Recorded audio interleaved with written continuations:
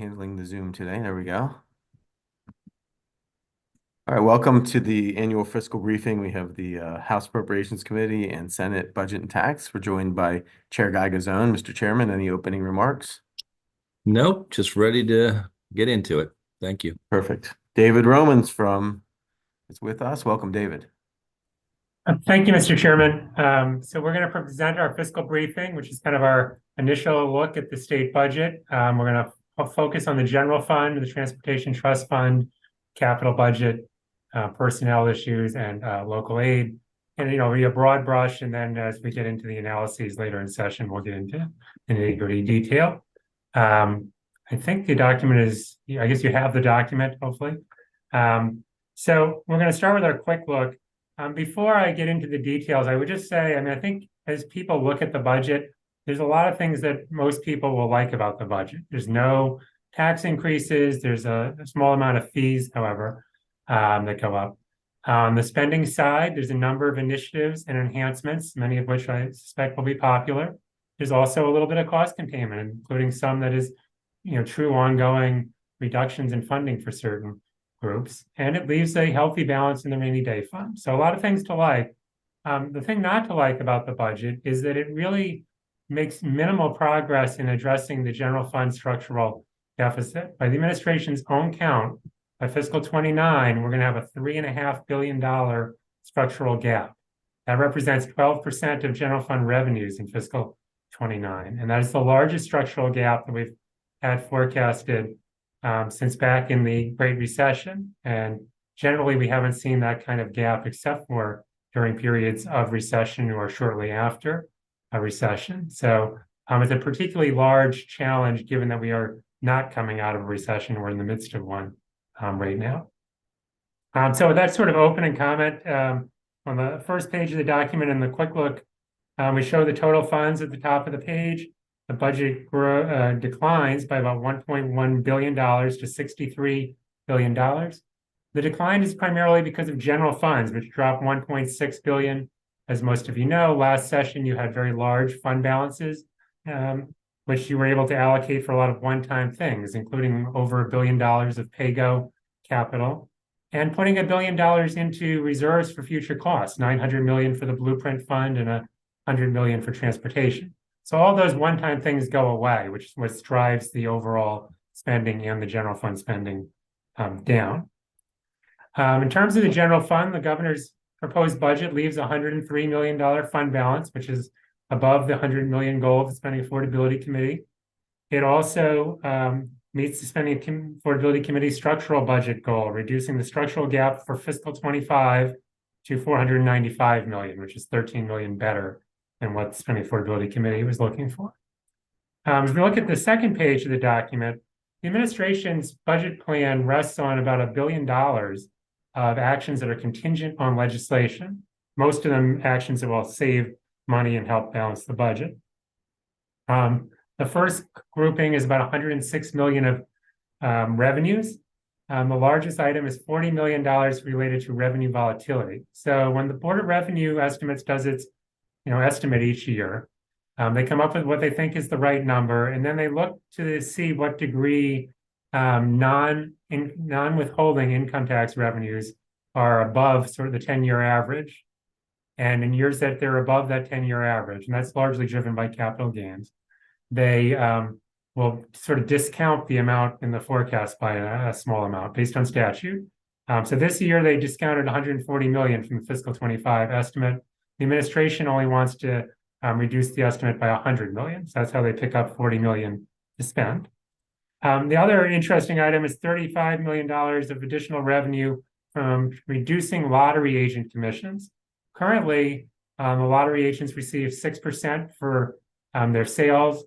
This would reduce it to 5.5%. The General Assembly increased it to 6% just back in 2022. It also reduces the amount of money the lottery agents get paid for cashing tickets, winning tickets, from 3% to 2%. The third notable revenue item is just that a lot of special funds get to keep the interest earnings at the end of the year. And for many of them, the administration is proposing sending those interest earnings to the general fund. There are about 245 million of transfers in the budget. The big one is 150 million of cybersecurity coming out of the dedicated purpose account and going to the general fund. The dedicated purpose account would still have nearly $100 million for cybersecurity on top of money in the budget this year for spending on cybersecurity. The other item I'll mention there is a $40 million transfer from the unemployment insurance fund. This is a state self-insured fund for state employees. We haven't had much in the way of layoffs for state employees in quite a long time, so they've built up a large fund balance that they're transferring to the general fund. There are quite a few spending reductions contingent on legislation, totaling 677 million. Most of it relates to the rainy day fund. So when we closed fiscal 23, we had a very large surplus. By statute, most of that money gets swept into the rainy day fund in the 25 budget. So the governor has that 496 million in the budget. He's proposing to cut it because he's still leaving the rainy day fund at nearly 10%, about 9.4% in the rainy day fund, or about 2.3 billion. So he doesn't see the need to put this money into the rainy day fund on top of that. From a policy perspective, there are two notable items in the cuts. The Selinger formula, which supports the independent and private higher education institutions, is reduced by $64 million versus what it would receive otherwise. The basis for that is that right now we provide aid to the private colleges for all of their students, both undergraduate and graduate. The administration wants to only provide the aid for undergraduate students. Similarly, for community colleges, there's a $23 million reduction from making some permanent adjustments to that formula to kind of rebase it. There's also, in addition to the cuts, there's also some new spending that the governor wants to do that's contingent on legislation. The two major items are the Enough Act, which I think the governor's talked about a bit, and the Center for Firearm Violence Prevention and Intervention. Those two add up to about 25 million. And then there's a handful of other items also contingent on legislation that add a little bit more spending. So big picture, those are the things that are going to be for you in terms of legislative actions through the Budget Reconciliation Act and other legislation. There's a lot of additional smaller items that we'll talk about later on in the document.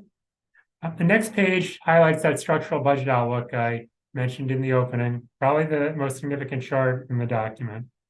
The bars show you the administration's forecast of the structural gap, which is 495 million in 25, growing to 3.5 billion fiscal 29.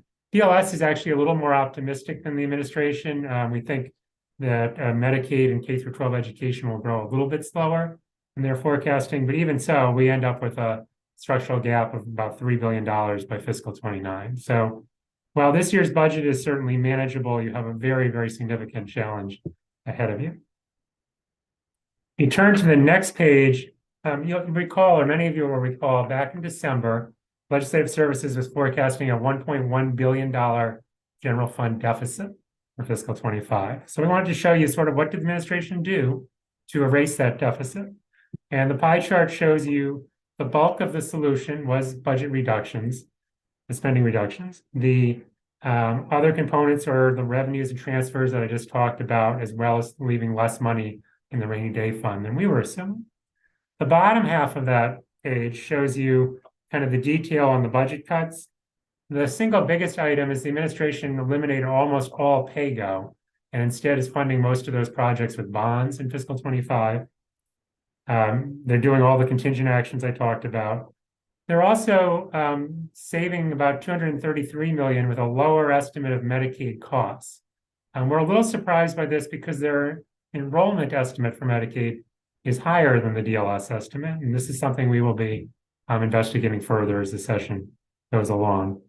The other area where there's some savings is in higher education. In addition to Selinger and community college aid, the University System of Maryland's funding, when you ignore COLAs and increments that they'll be receiving, actually goes down. So their base funding goes down by about $45 million. So that was certainly an area of reduction. You'll also note in that chart, though, that there's some positives. There's nearly 400 million of what we're calling enhancements initiatives, things that we did not assume back in December, as well as some additional money to meet state agency operating costs.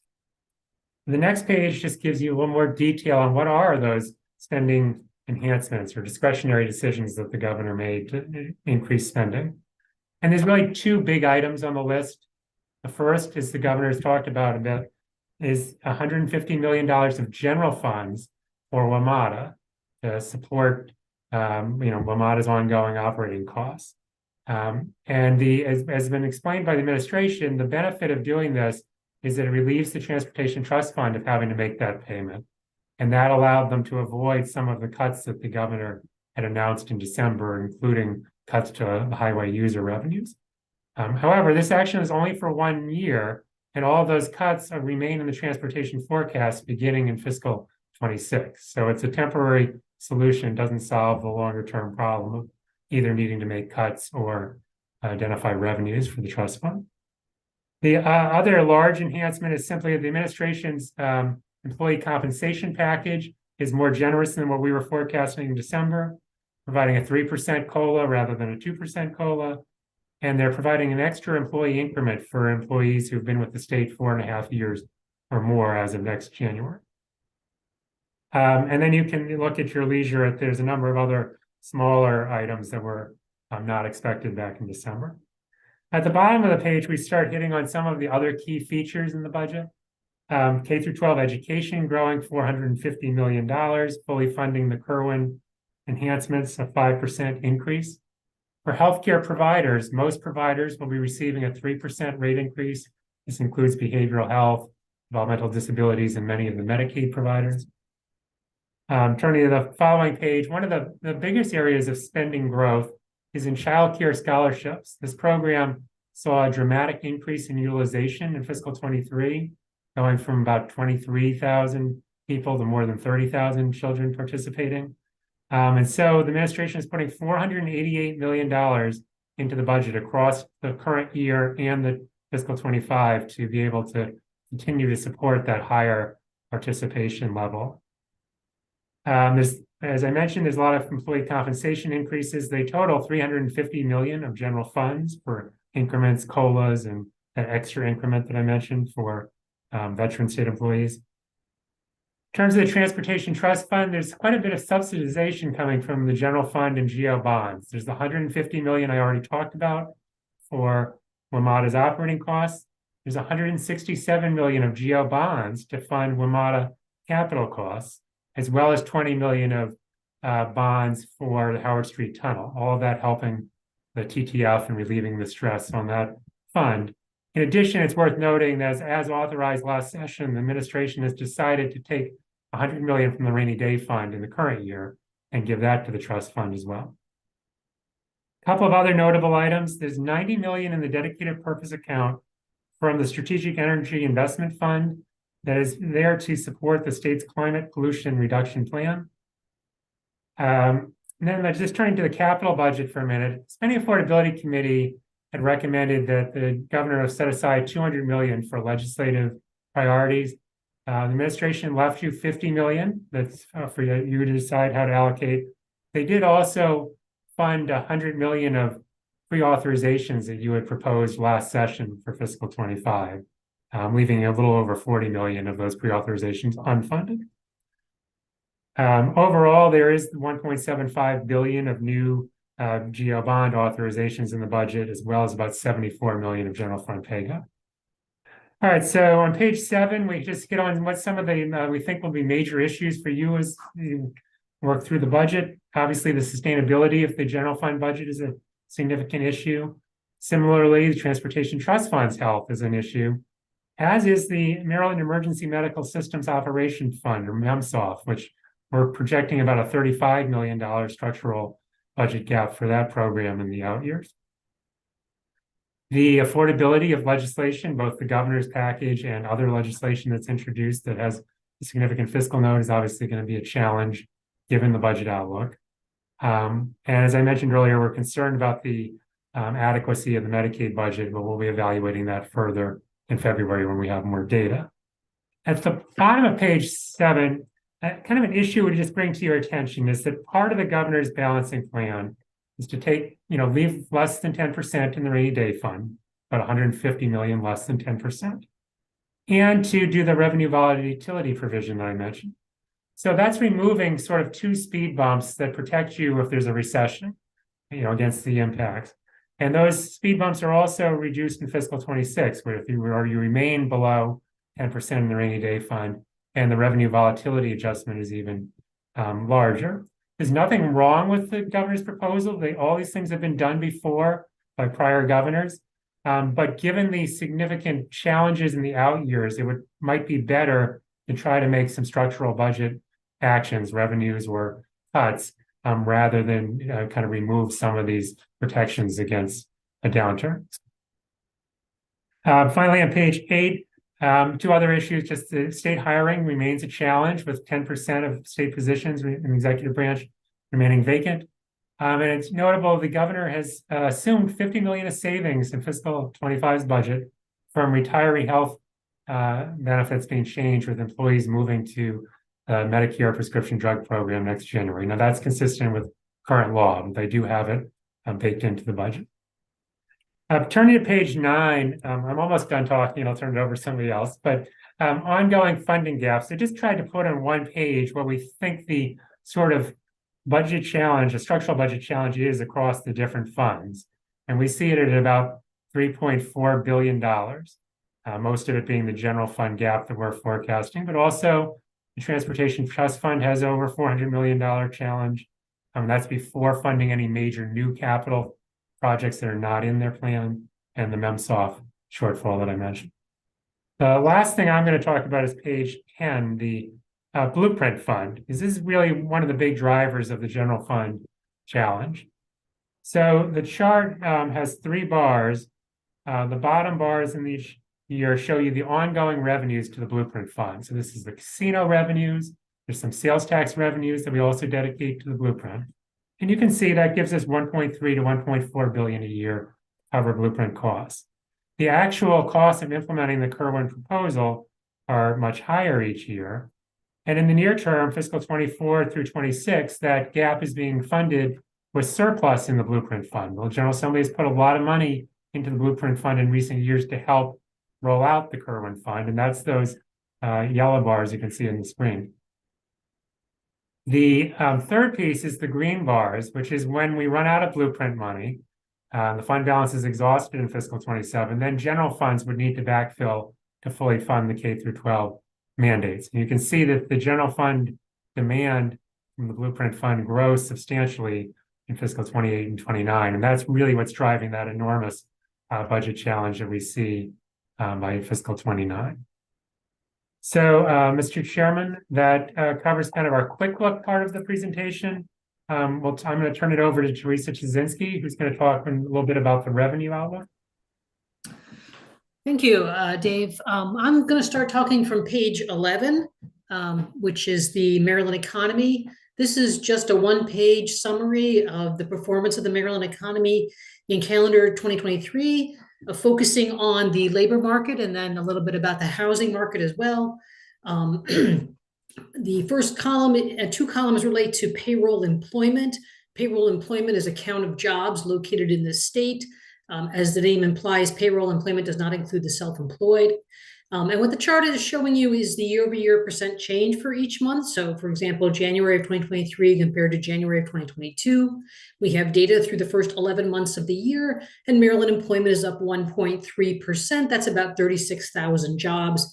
Maryland ranks 46th out of 51. That's out of the 50 states plus the District of Columbia. So we rank quite low on job growth in 2023. The U.S. growth is about 2.4%. Virginia ranks 31st. They have growth of about 2%.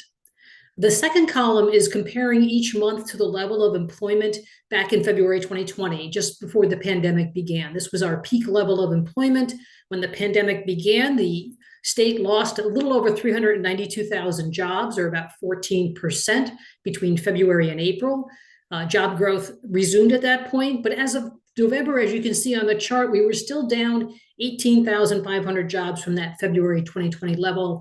That's about 0.7%. Maryland is one of just 11 states that has not gotten back to the level of employment before the pandemic. Among our neighbors, West Virginia is in that same situation, as is the district. The US economy reached that milestone in June of 2022, and Virginia reached that milestone in August of 2022. The third column is the unemployment rate. This actually comes from a different series than the payroll employment data. And because of that, it does reflect the impact of people who are self-employed. It also reflects the impact of Maryland residents who live in Maryland but work in other states, which is not captured in the payroll employment. The unemployment rate for the first 11 months of the year is 2.2% in Maryland. This is quite low. Maryland has the 5th lowest unemployment rate in the country, again, out of the 50 states, the District of Columbia. It's also really low historically speaking. This data series goes all the way back to 1976, and Maryland has never seen an unemployment rate below 3% until 2023. The US unemployment rate is also relatively low historically speaking at 3.6%. Virginia's rate is at 2.9%. I will caution that all of the employment data is subject to revision. The unemployment rate comes from a relatively small survey, so it is sometimes subject to pretty significant revisions. So we should be a little cautious about over-interpreting it. The next big revision of this data will come out in March. Another aspect of the labor market is, of course, wage data, and that's what the next 2 columns relate to. Wage data is only available on a quarterly basis, and we have data through the 3rd quarter of 2023. The 4th quarter data comes out in late March. What I've done here is take total aggregate wages divided by the worker to put it on a wage per worker basis. Obviously, if you have employment growth, all things being equal, you would expect total wages to grow. So this sort of normalizes it to the employment growth. And for the first 3 quarters of calendar 2023, the wage per worker is up 4.1%.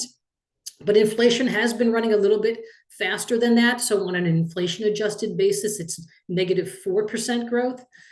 That's actually a significant improvement over 2022. In 2022, the wage per worker adjusted for inflation fell 4.2%. And that's because, as you can see at the bottom of the chart, the US Consumer Price Index, a measure of inflation, was 8% in 2022. It has decelerated significantly.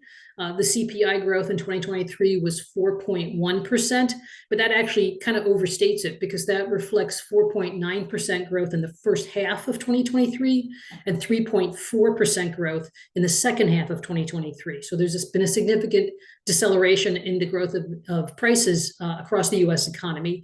We also have shown you here the forecasts of the US Consumer Price Index from the 2 economic consultants that the state contracts with, Moody's Analytics and IHS Markit. The other thing on this chart is the housing market, the last 2 columns. It's obviously been a tough couple of years for the housing market. Overall, existing home sales in Maryland fell 20.5% in 2023. This is data from the Maryland Association of Realtors, and that comes on top of a decline of 20.9% in 2022. Granted, coming off of a record high level of home sales in calendar 2021. In 2023, total existing home sales per the realtors was at 67,500. That is the lowest level of sales since 2014.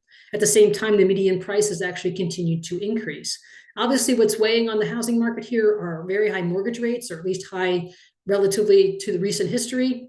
Mortgage rates rose steadily throughout 2022. They started 2022 at about 3.2%, ended the year at around 6.5%. In calendar 2023, mortgage rates at one point were above 7%, really for most of the second half of the year. They have come down since then, but they're still at around 6.6% for a basic 30-year fixed mortgage. That's obviously having a big impact on affordability, so a lot of people are priced out of the market. At the same time, it's having the effect of locking people into their homes. If you have a mortgage, even if you want to move, but your mortgage is at 4 or 3 or even 2%, you're going to be reluctant to move and take on a new mortgage at a much higher rate unless you absolutely have to. So that has resulted in a really low level of inventory of homes for sales that contributes to rising prices, which of course just further hurts affordability. If we turn to the next page, page 12, we'll turn to the revenues quickly. The fiscal 23 closeout revenues are shown on page 12. You're probably familiar with the results from fiscal 23 already. In total, general fund revenues were $23.7 billion in fiscal 2023. and fell 1.5% from fiscal 2022. But if we set aside the large $800 million transfer to the blueprint, ongoing revenues grew 1.7%. Total general fund revenues were below the estimate by $39 million, and ongoing revenues were below by $139 million. And the difference there is the volatility adjustment, which was $100 million. That's a level that was set in statute in 2023. And the volatility adjustment here is doing exactly what it was designed to do, which was to mitigate the impact of an underattainment in the personal income tax especially from non-withholding income tax revenues, which we know historically have been quite volatile. They're very much determined by the ups and downs of non-wage income and especially capital gains income. And that's exactly what happened in fiscal 2023. The income tax was under the estimate by $330 million. Withholding from paychecks was actually above the estimate, and the rest of the miss really came from those non-withholding payments being quarterly estimated payments, and especially final payments with returns, which in fiscal 23 was mostly for tax year 2022. Obviously, at $100 million, the volatility adjustment did not completely offset the underattainment in personal income tax, but it did help to mitigate the impact on the bottom line general fund revenues. If we turn to page 13, we'll look at the general fund forecast. This page is comparing the BRE's general fund forecast for fiscal 24 and 25 in December to their previous forecast in September. In total, general fund revenues were written up by $78 million in fiscal 2024, but written down by $163 million in fiscal 2025. If you look at ongoing revenues, however, ongoing revenues were actually written down in 2024 by $72 million. And the difference here is the addition of a $150 million transfer from the local income tax reserve account. The Comptroller's Office does an analysis of that account every fall, looking at assets and liabilities, and to determine the funding status of the account. And that analysis this past fall indicated that the account, as of the end of fiscal 2023, was about $315 million overfunded. The BRE chose to transfer less than half of that amount in order to reduce the overfunding, but also leave a significant cushion in the account in the event of future funding issues. In general, the downward revisions are driven by poor year-to-date performance in fiscal 24. We've had poor performance from the lottery, from the tobacco tax, estate and inheritance taxes, all relative to the September estimate, and most importantly, the sales tax. The sales tax, you can see, is written down by over $100 million in both years. Sales tax gross receipts are up just 0.9% in the first 4 months of fiscal 2024. But there was a significant upward revision to interest earnings, which were running well ahead of the September estimate. Those were written up by $125 million. But the BRE chose not to change the estimate for the interest earnings in fiscal 25 because of uncertainty regarding the future fund balances, as well as the path of interest rates. You'll see a small downward revision to the personal income tax. The personal income tax is actually performing relatively well compared to the September estimate. And in fact, if you looked at total state and local net receipts, income tax net receipts, the BRE actually wrote that up in both fiscal 24 and 25. But every year in December, the BRE re-estimates how much of that total net receipts is state and how much is local using the most recent tax return data. And in this case, those would be tax returns for tax year 2022. And the result of that analysis indicated that the local share they had been using was too low and it needed to be revised up to better reflect the current state of things. And as a result, the general fund revenues came down. But that's really the sole reason why the general fund personal income tax revenue was written down. And then I'll just reiterate a point that David made about the volatility adjustment. It's set in statute at $120 million in fiscal 24 and $140 million in fiscal 2025. There is a provision in the Budget Reconciliation and Financing Act to lower the fiscal 2025 cap to $100 million. That it continues in fiscal 2026. Right now in statute, the 2026 volatility adjustment is equal to this calculation that David mentioned, but it is limited to 2% of general fund revenues. And the current BRE estimate is for the cap in fiscal 2026 to be around $235 million. So it's a much bigger impact in 2026 than it is in 2025, but it does, as David emphasized, eliminate or cut back on that hedge we had in 2020, like we had in 2023, against the possibility of some significant underattainment in what we know are very volatile source of revenue in the income tax. And that is everything I have on the economy and the revenues. I'm not 100% sure who goes next, but I think it might be Tanya.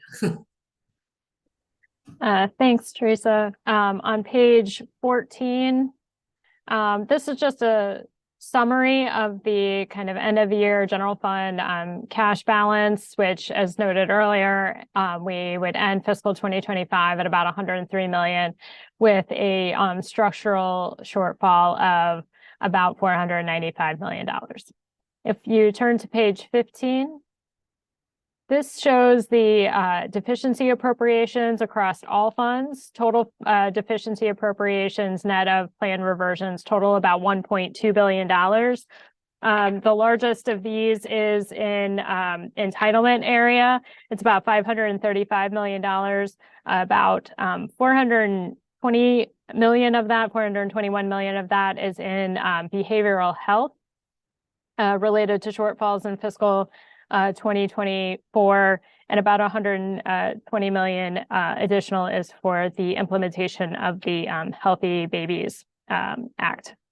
The next largest category is fiscal 2023 costs that are being paid for with deficiencies in fiscal 2024. These kind of fall under two categories.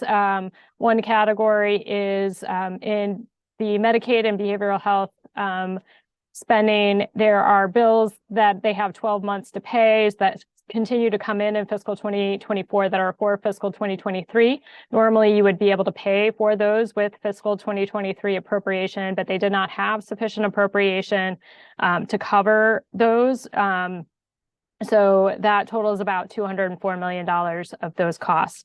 There are the rest of them are a combination of funds that were reverted in error in closeout. That includes about $9.8 million related to legislative scholarships that were reverted in error and are being kind of replaced. There are some others like those. And then there are a group of them that are just related to fiscal 2023 costs for which the agencies had insufficient appropriation. The largest of those is in the Department of Public Safety and Correctional Services, about $33 million. That is related to the medical contract, primarily for a settlement with the contractor. There's about $218 million for the Child Care Scholarship Program. There's just under $100 million, about $96 million in the Department of Human Services, excluding their entitlement programs. The largest component of that, about $72 million, is for the MD Think IT systems for improvements and enhancements. There's about these all general fund deficiencies, or these deficiencies are partially offset by withdrawn appropriations totaling about $134 million, including planned reversions. About 74 million of those are in the behavioral health for kind of non-Medicaid services to reflect current trends. And then about 30 million of vacancy savings. If you turn to page 16, this focuses on the next page. This focuses on the general fund deficiencies in particular, which total about $308 million. Again, the largest of those is the Child Care Scholarships and the fiscal 2023 costs, the general fund portion of those. The next is the Department of Public Safety and Correctional Services. There were about $42 million of other deficiencies in that department. About $21 million of that is for the inmate medical contract. There's about $9 million for additional spending related to a U.S. Department of Labor audit, and then some other kind of assorted costs related to the facilities. There's also about $30 million for the state center move. And again, these are partially offset by those fund swaps and withdrawn appropriations. If you turn to page 17, so what this chart is showing, the stacked bars are the kind of share of the budget that is general, special, and federal funds. The line is the change in the fiscal 2025 allowance compared to fiscal 2024. The fiscal 2024 budget does not currently reflect in the agency's budgets the cost of the fiscal 2024 cost of living adjustment and increments. Those are still centrally budgeted. The fiscal 2025 allowance does have that spending occurring in the appropriate agencies' budgets, and that results in most agencies having increases of about 4%. If you turn to page 18, so as was mentioned earlier, general funds decreased by about $1.6 billion, and about $760 million of that is in state agencies. There's about $127 million of growth in local aid. This was really a lot related to retirement costs, which you'll hear a little bit more about later across the kind of educational community college and librarians for which these paid. It was a decrease in the disparity grant. These are offset by additional primarily one-time cost and transfers and PAYGO. So there's about $1 billion decrease that is related to the transfers to the Blueprint and Transportation Trust Fund that were included in the fiscal 2024 budget. And there's about $1.1 billion of PAYGO that includes like shifts to GEO bonds, as well as some one-time kind of expenditures in fiscal 2024. The next page, page 19, focuses specifically on state agency spending. And this, like I mentioned earlier, increases by about $760 million. There are a few areas of decrease. There's about $127 million decreasing in state agency budgets that were related to the one-time legislative additions in that year. There's about $102 million related to contingent reductions, which I'll describe a little bit later. These are more than offset by increases. There's an additional $52 million in funding for childcare scholarships, about $70 million for new initiatives, a lot of which you heard about earlier, and the $150 million of WMATA support. And the largest increase is about $317 million for the compensation changes for state employees, including the cost of living adjustments, increments based on service years. If you turn to the next page, page 20, this begins a discussion of the actions that are included in the Budget and Reconciliation and Financing Act, the BRFA. It also includes information on some of the other appropriations and reductions in the budget that are contingent on legislation, some of which are not the BRFA. The asterisked items are those that are not contingent on provisions in the BRFA.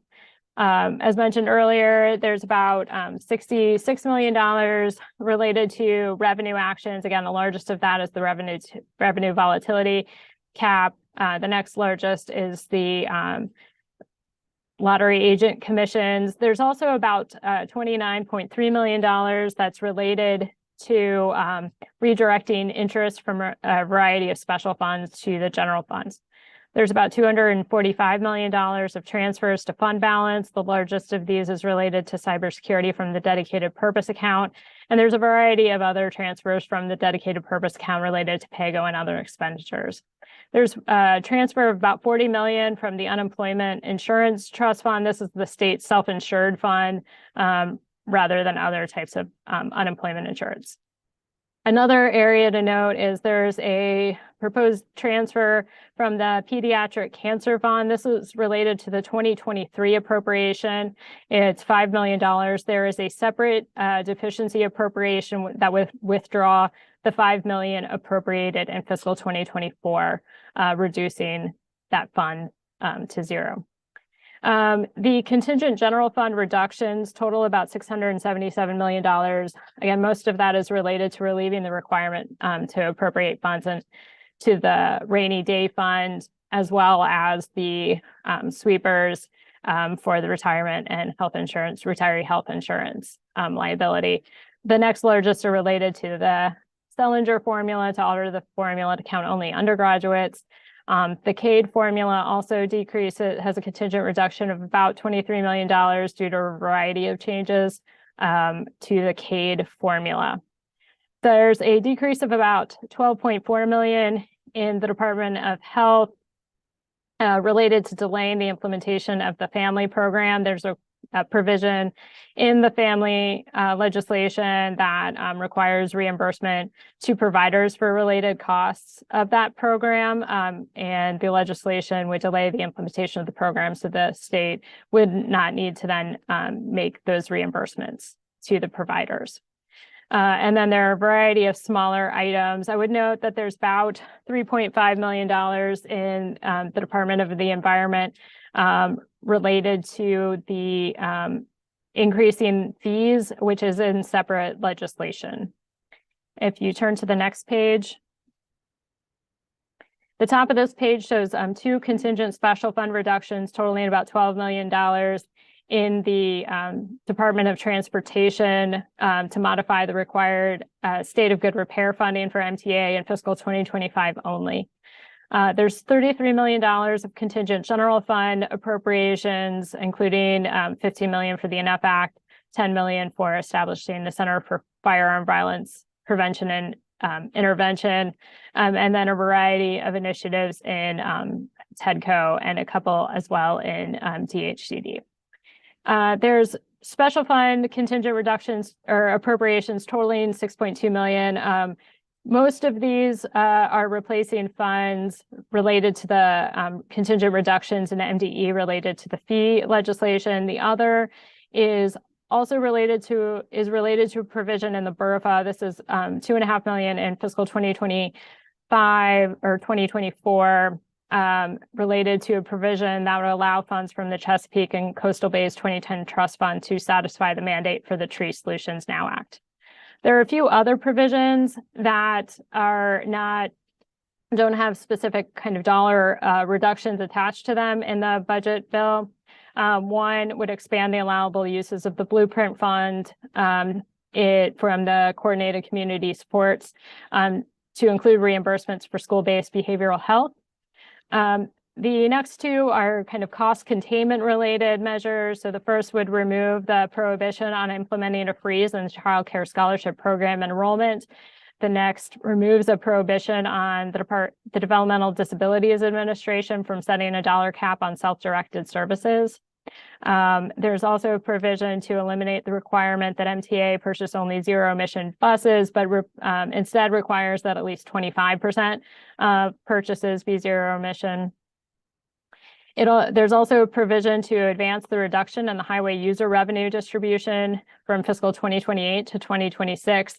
And the final is an authorization to transfer $90 million from the Strategic Energy Investment Fund to the dedicated purpose account to support implementation of the Climate Solutions Now Act and the Climate Pollution Reduction Plan.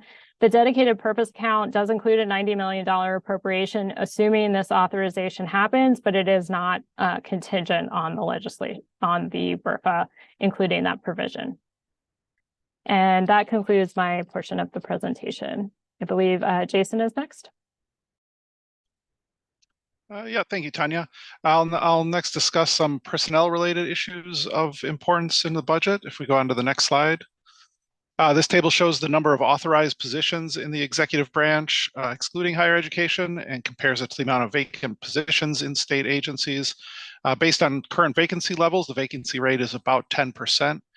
That is an improvement over recent years, but it's still historically high compared to historic rates in state government. And as I'll discuss in a moment, the governor's allowance adds nearly 2,500 positions to state agencies, making the task of filling vacant positions a bit more difficult. Based on this information, the fiscal 2025 allowance likely has the potential for more than $100 million in vacancy savings based on the pace of hiring over the next year. On to the next page. One of the best ways to attack the vacancy issue is through salary increases. As Dave mentioned previously, the state has provided some significant salary increases over the past couple of years to state employees. This shows increases since fiscal 2019. The fiscal 2025 allowance includes funding for a 3% salary increase plus increments. In addition to what the amounts shown on this chart, there was also an additional step provided in fiscal 2024 for members of AFSCME. And again, as mentioned earlier, an additional increment will be provided in fiscal 2025 for employees with 4.5 years of service. Salary increases total about 33% over this 7-year period showed on this chart. On the next page, as I mentioned just a second ago, the governor's plan would add nearly 2,500 new positions in the fiscal 2025 allowance compared to the number of employees at the start of fiscal 2024. Nearly half of these new positions are contractual conversions. The agency with the most new positions is the Department of Health, with more than 1,100 new positions. Again, about half of those in the Department of Health are contractual conversions. 225 of the positions in the Department of Health are at state-run facilities. Other large additions include 328 positions at the Department of Labor to administer the family program, and 108 positions at the Maryland Transit Administration to improve transit service. On the next page, as was mentioned earlier, a large component of change in the fiscal 2025 allowance is due to pension costs. As you can see here, costs increased by about $344 million, or over 17% compared to fiscal 2024. This is due to a combination of factors, including poor investment returns at the close of fiscal 2023, higher than expected wage growth, and high COLA adjustments for retirees. That concludes my portion of the presentation. I think we're going to move on to local aid next. Okay, if you go to the next page, it shows that state aid to local governments is projected to total around $10.8 billion in fiscal 2025. This represents a $506.5 million or 4.9% increase over the prior year. Public schools continue to receive the vast majority of state aid, with state funding totaling $9.1 billion. This represents a $450 million increase over the prior year. Funding for county and municipal governments will total $1 billion, representing a $53 million increase. Community colleges will receive $467.4 million. This is an $8 million decrease over the prior year. This decrease is due to a proposed BRFA provision that will rebase the community college aid formula. Libraries will receive $95.7 million, a $4.4 million increase, and local health departments will receive $123.2 million, a $7.4 million increase. The next page shows state funding by major program. You can see under funding for public schools, the major drivers include education aid that is targeted to certain student populations. In particular, when you look at funding for the Blueprint programs, state funding for the Concentration of Poverty grant will increase by $131.1 million. This is a 58% increase. The English Language Learners Grant Program will increase by 9.7%, resulting in $46 million in additional state support. And the Special Education Formula will increase by 14.2%, providing an additional $66.2 million in state funding. The Compensatory Aid Program, which is based on the free and reduced price meal count, will increase by $28.6 million. State funding for teachers' retirement payments will increase by around $188 million. This represents a 25.2% increase. The increase is due to both a rise in the pension contribution rate as well as a growth in this teacher salary base. Turning to community colleges, funding under the K formula program decreases by $18.5 million. This is a 4.7% decrease. This is due to a proposed BRFA provision that will rebase funding under the program.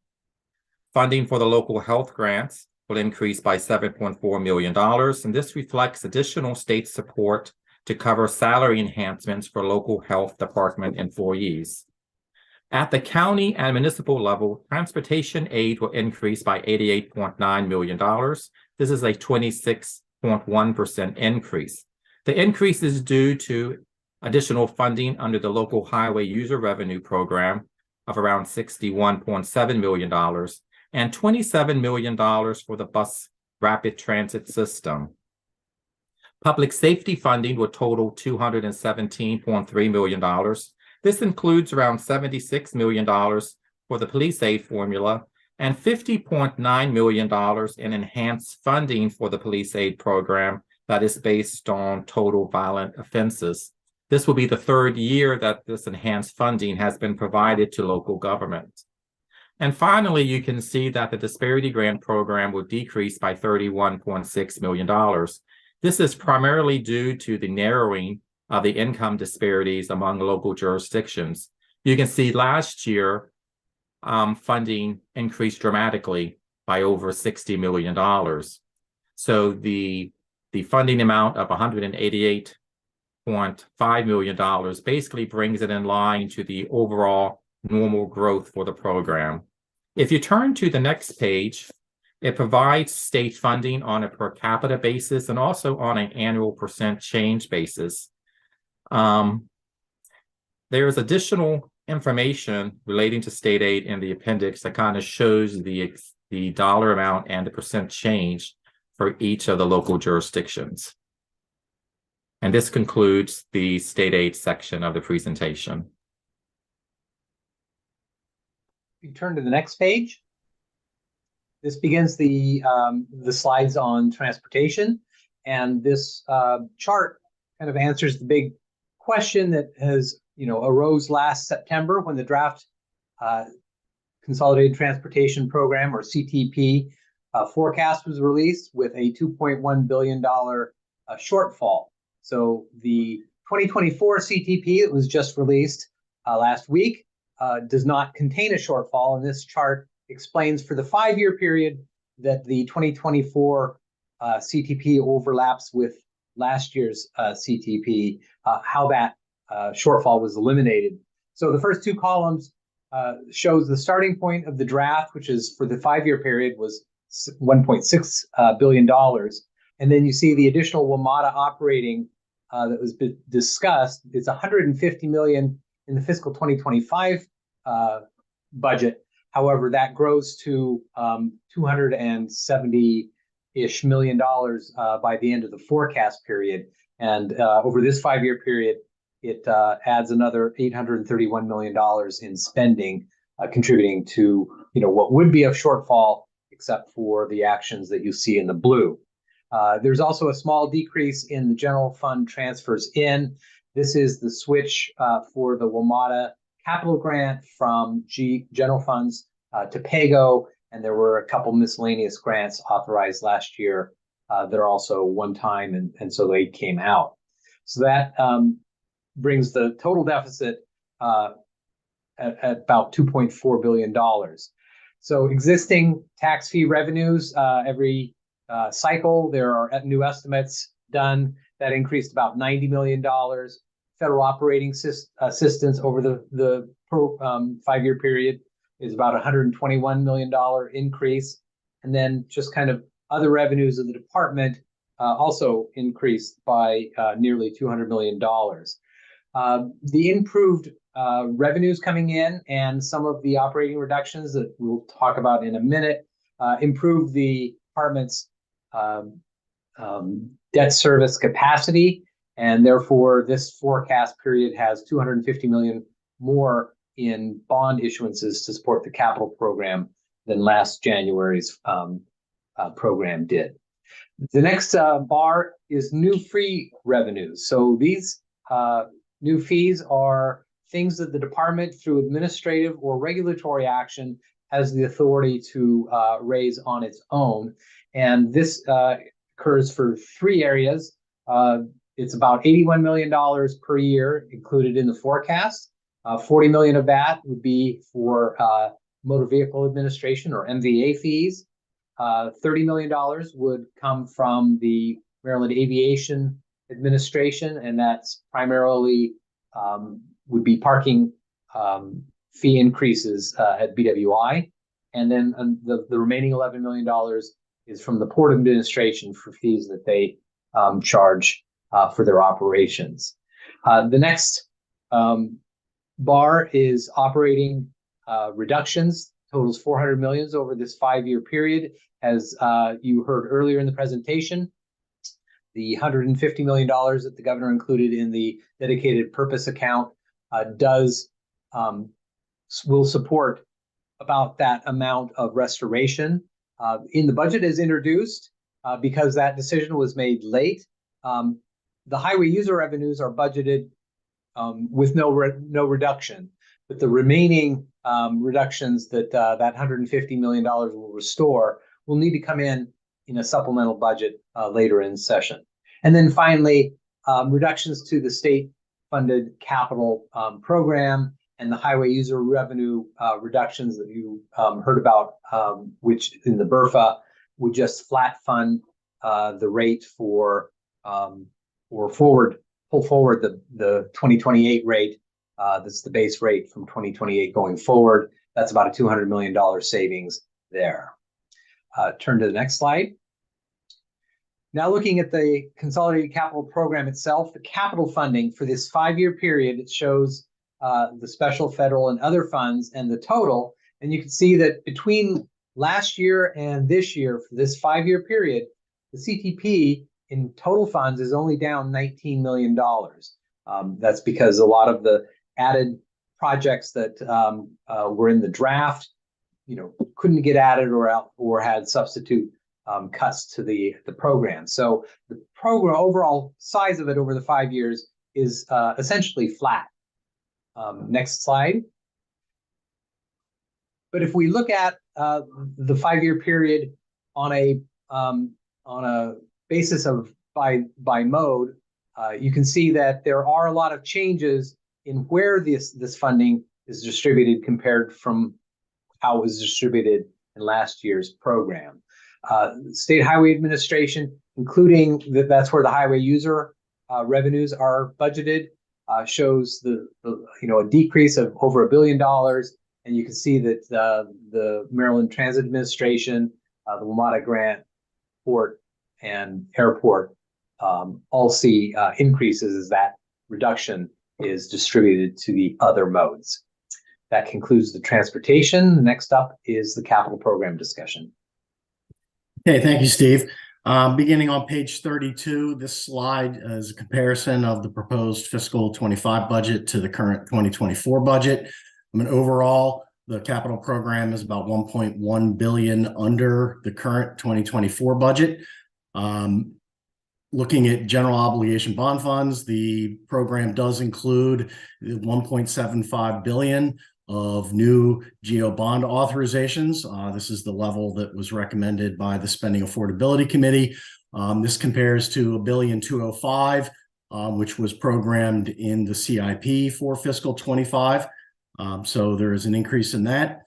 The budget does not include any bond premiums at this point. The current budget included bond premiums from the March sale in 2023, but no premiums are being estimated at this point to support the capital program.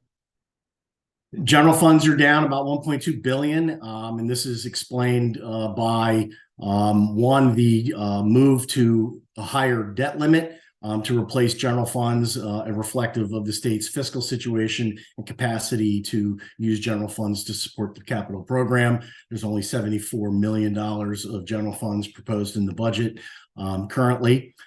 Special funds are down about $620 million relative to last year. There are a couple things going on here. One, the revenues available from the transfer tax are down around $215 million. The fiscal 24 budget also included $310 million of special funds from the Fiscal Responsibility Fund, primarily to support K through 12 and higher education, which was one time, as well as $100 million of special funds that'll be transferred from the rainy day fund to transportation are programmed in 24, and so that also does not continue into 25. And so that's a big explanation for why the special fund numbers are down. Federal funds are up about $168 million relative to the current budget. There's additional federal infrastructure funds from the Federal Infrastructure Investment and Jobs Act higher levels of funding for the broadband initiative, which would complete the funding from that legislation for the state, as well as higher levels of funding from the IAJ for Maryland Department of Environment, Water Quality and Drinking Water programs relative to last year, as well as the first installment of federal funds for the commitment to the construction of a new veterans home in Carroll County. The state's already provided its share in the dedicated purpose account, and the federal funds are now beginning to flow through the budget. The revenue bonds primarily reflect an anticipated level of funding for the Built to Learn Act, pretty consistent with last year, as well as the academic revenue bonds, which is the same level as last year. Looking down at the uses, just putting a few highlights here, you can see in the environment that's down a little over 300 million. Again, a big piece of this is the reduction in the available funding through the transfer tax, roughly 215 million. The elimination of some one-time general funds that were mandated through the Great American Outdoors Act of 2022, which occurred in 2024, as well as some reductions for special funds in the water quality and drinking water revolving loan program, as federal funds are available to support a lot of those purposes. In higher education, it's down, or excuse me, in education, it's down about 185 million. The highest level of funding for public school construction took place in 2024. The budget does include the $450 million for the public school construction program, which was the amount that the legislature has anticipated and desires to be funded, as well as another roughly 425 million of revenue bonds and 27 million of special funds for the Prince George's County P3 through the Built to Learn Act as well. The biggest area of change in the budget that goes up is in the housing and community development area. Roughly $210 million of additional spending is proposed in the housing programs. And we'll see that this also carries forward through the 5-year CIP, significant enhancements to several programs. In transportation, you can see that's down 192 relative to last year, as the state's capital program continues to subsidize the Transportation Trust Fund. As mentioned earlier, this includes the 167 million for WMATA and another 20 million to continue the state's ongoing long-term support for the Howard Street Tunnel, which is budgeted at roughly 124 million over multiple years. On to the next slide. So a couple takes here. First, as you can see in the first table, the level of authorization.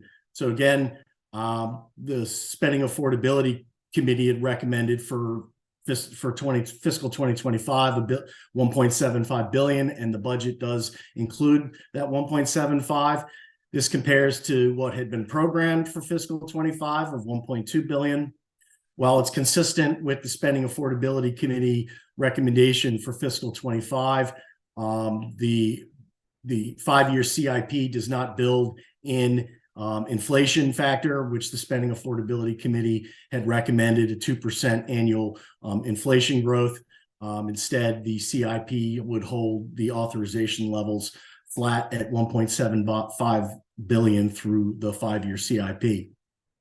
And the additional debt authorization was recommended essentially to replace what had been programmed in general funds, general fund support for the capital program.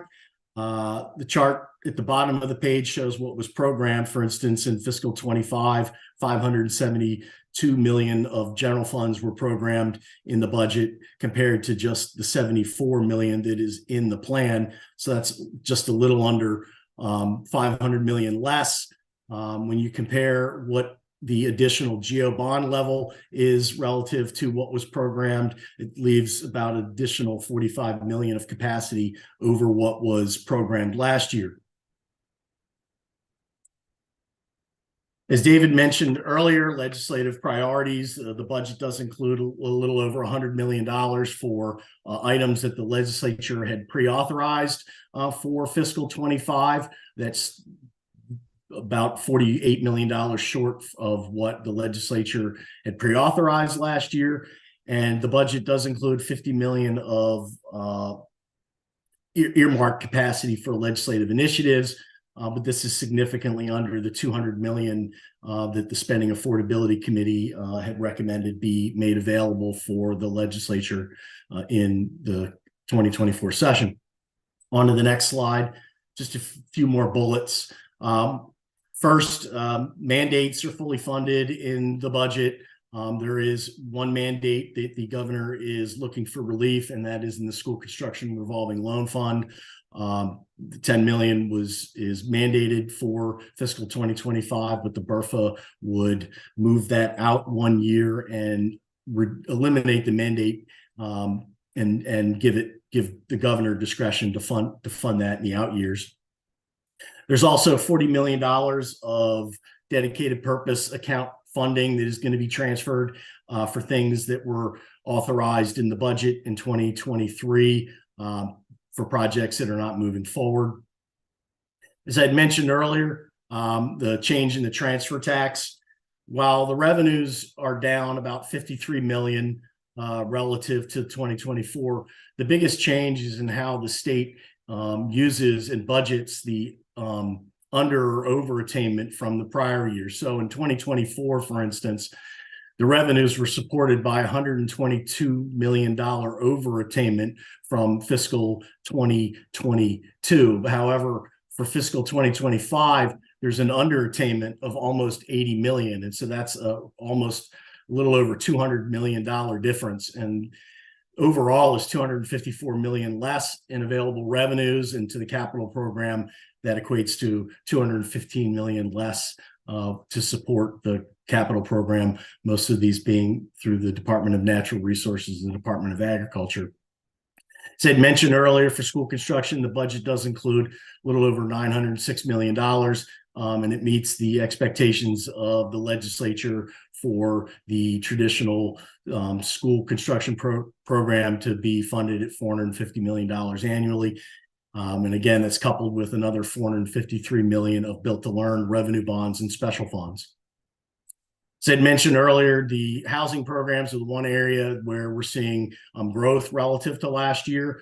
A piece of this is higher levels of funding through the Federal Infrastructure Act for the broadband initiative, as well as additional funding for a variety of other programs that are going to carry through over the 5 years. Rental housing, strategic demolition, and the Baltimore Regional Neighborhood Initiative each receive additional funding above what was programmed.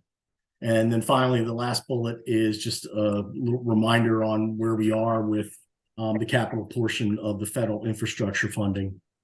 And that completes my portion of the presentation. Mr. Chairman, that completes our presentation. I think we covered 63 billion of spending in about 65 minutes, so not too bad. We're happy to answer any questions that the chairs or the members have. Great, very well done. Thanks for an excellent presentation. Any questions? Mr. Chair, I see a delegate first, Delegate Grist. Thank you, Mr. Chairman.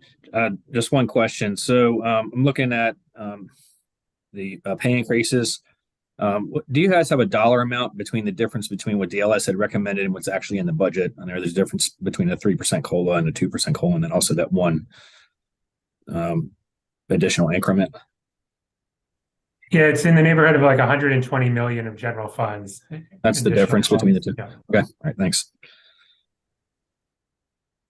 All right, Delegate Watson. Thank you, Mr. Chair. I just want to clarify a couple things. Mr. Romans, on page 9, when you were speaking and explaining that chart, you said that the ongoing funding gap included 420 billion before funding any new capital projects. This has to do with the transportation. And you said before funding any new capital projects that are not in their plan. So I'm assuming that what you mean is that gap is there without not including the projects that were basically not funded, including, Baltimore County 795, Dolefield Road, the Prince George's County Medical Center Drive. Is that right? You mean we're assuming that there's that TBD is reflecting that there are likely capital projects, including most of the costs of the red line, that are not in the plan, but the people have talked about, including projects you've mentioned. So right, but the gap you mentioned doesn't recognize those plans. no, it's 420 million, and that's basically reflecting that we're continuing to have to subsidize the WMATA capital at 167 million, plus the sort of squeezing out of room in the budget because of these other new WMATA operating costs that, as Steve mentioned, will grow to 250 million or more. So just one step further, when the highway user revenue was restored for this year, does the BRFA restore that in the out years? No, the BRFA actually, the BRFA actually takes the money, the restoration of the 60 million or so away, starting in fiscal 26. So the governor's budget does not restore any funding for construction for any of the projects that were previously identified as being cut. I'm going to defer to Steve on the specifics of all the projects, but St. Mary's County, Great Mills, Anne Arundel County, I-97 widening, the list of 12 or 14 projects. Yes, so there are, the CTP has just come out. We haven't gone through the project specific, but the list of projects that were removed there's a list in the new CTP. If they're on that list, you are correct that that gap, would include those because those are not in the current plan. So it's fair to say that without any additional revenue, those projects won't receive construction dollars this year. Correct. Okay, thank you. Any other questions? David, I had a quick question.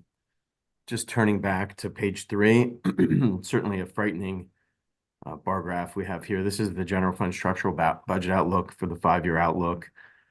Certainly we see in 2028 it ballooning to 3 billion, but just next year it's about $1 billion. And I guess that doesn't even include, to Delegate Watson's point, doesn't even include the shortfalls we've seen in the Transportation Trust Fund. So if we were to resolve that, is it realistic to think we could do revenues in that same year? I mean, what's the lag time we're traditionally seeing on revenues between passage and actually realizing those revenues? right. I mean, revenues are tricky. There are certain revenue changes that can be done very quickly. If you're just changing the sales tax rate, for example, that's an easy fix. Everyone's used to paying it. The controller just changes the percentage and you're done. So those sort of things can be done quickly. But if there's sort of new and creative ideas, taxing a new, group of services that we haven't taxed, it just takes more time. There's got to be regulations defining exactly what you're taxing, and it just will take, many more months to do something new and creative than it does to just do something simple like changing a rate. So it really depends. If people have creative new ideas, it will probably take more than a few months to get them rolled out, get the taxpayers aware of what they need to do, and so forth.